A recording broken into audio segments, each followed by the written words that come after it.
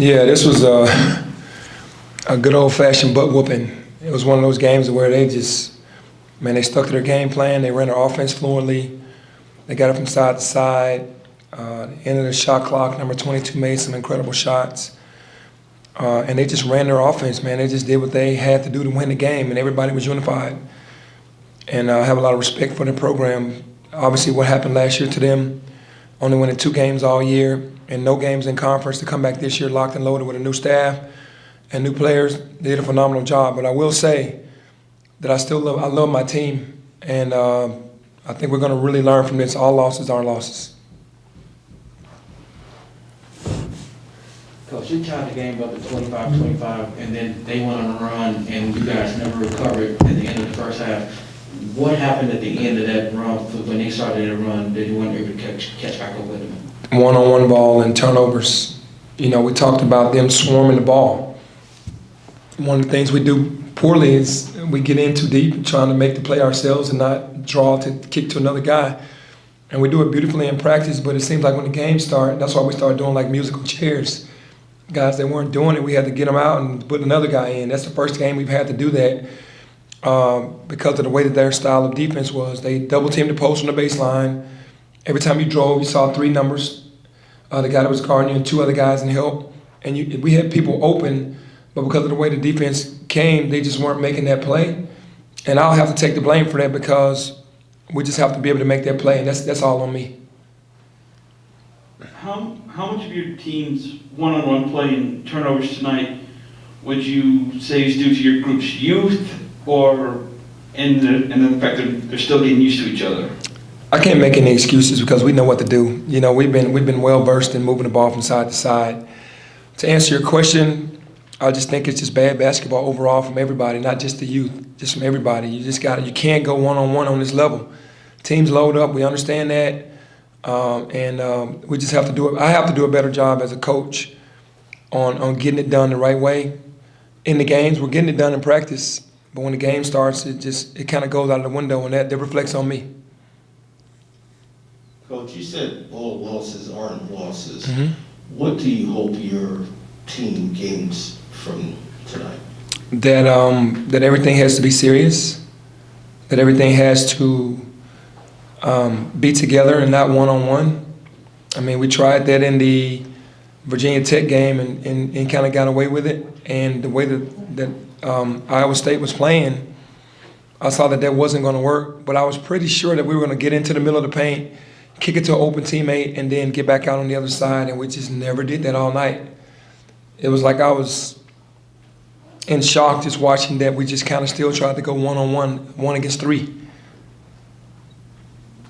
Penny, is there, considering how things happened last night, the other night, you guys only had 4 turnovers in that half, is it kind of frustrating that it seemed like you guys kind of went back to old habits in this game?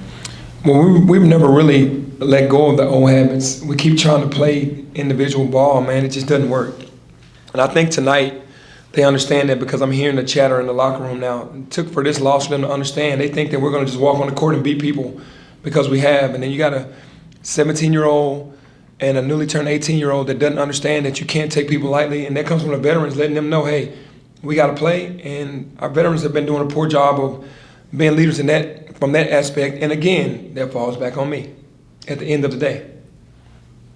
Why do you think there's a disconnect between what you teach in your group in practice and then them applying it in games? I think it's just the disease of me. You know, wanting to get off, wanting to be the guy to take the shots to help the team win or whatever it is. And I think that doesn't happen in practice because we can stop the play. Say, hey, we're not doing that. And like I said, I'm not going to blame it on my kids because they can't do anything without me allowing them to do it. And I'm going to get better. Our staff's going to get better. We're going to continue to push. But I think I know this loss cut them deep because they thought we were just going to walk out on the floor and beat Iowa State, and it just doesn't work that way. I think we'll finish up with 3 more. Jason, Terry, and then this gentleman. Hey, you've listed a number of things that you feel like contributed to this loss. Mm-hmm. Do you have like a list of priorities, like what you want to address in order? Like, is there one thing that's kind of at the top of the list for when you guys get back together? Yeah, we definitely got to move the ball from side to side. I just don't understand it.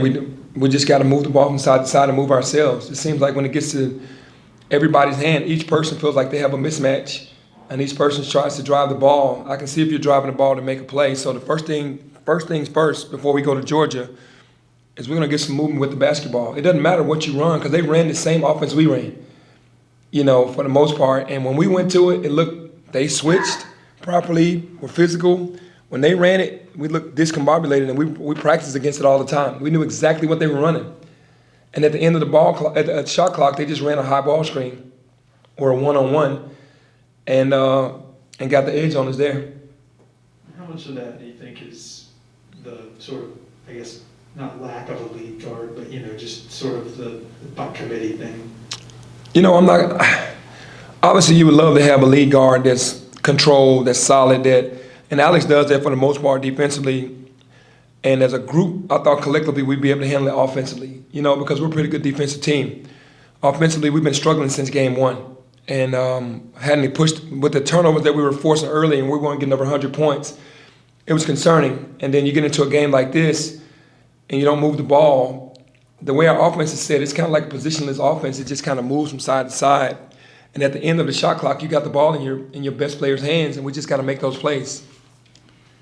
Hey, Coach, you only have 3 days until you go into your first true road game, you go to a hostile environment. How do you turn the page to correct the mistakes and improve on it so you can get your first, get a win on the road? Yeah, you just regroup from this. You're going to see so many areas on the tape that you had opportunities, and you got to credit them because, man, they were swarming. That's the type of defense that we play when we're on, the way that they played tonight, and we're going to look at the tape and see what we did wrong. And then we're going to make the adjustments and be ready for Georgia. I mean, that's all we can do. Coach Anthony Gilbert, ESPN The Undefeated. I want to talk to you as a former player and as a coach. What are some of the things that you learned professionally, developmentally, personally in your final season with the Tigers? And what are those things that you're trying to express now? You mean when I played? Yes, sir.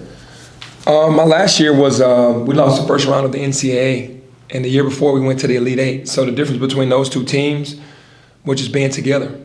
We were kind of individuals in that year, my junior year, and we had guys that were really trying to, do too much instead of just staying within the schemes.